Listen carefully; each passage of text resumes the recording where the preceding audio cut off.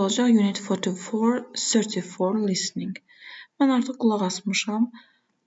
Birincini sizə də məsləhət görürəm ki, saxlayın sonraya. Elə mən də sizinlə sonradan saxlayacağam.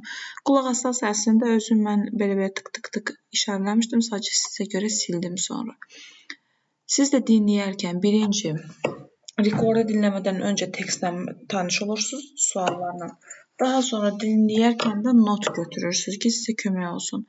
Burada deyir, how can people be mean on social media? To be mean, belə deyim də, kobud olmaq deməkdir, pis rəftar deməkdir. Necə pis rəftar edirlər? By bullying others. Digərlərini bully etməklə, zorbalamaqla. We should keep things like our addresses or phone number private. Biz öz adresimizi, telefon nömrəmizi private saxlamalıyıq. Social media is always a productive use of time. Xeyr, səhvdir, həmişə məhsuldar olmur ki, bəzən heç fərqində olmuruq ki, vaxt nə vaxt keçir, gəlir, keçir. Instagram has no disadvantages. Xeyr, true niyə seçdim ki? Deyir ki, heç bir zərəri yoxdur. Xeyr, zərəri var. Explore-da itirik hamımız. It's important to share personal information freely on social media. Xeyr, siz sərbəstcə paylaşmamalısınız personal information.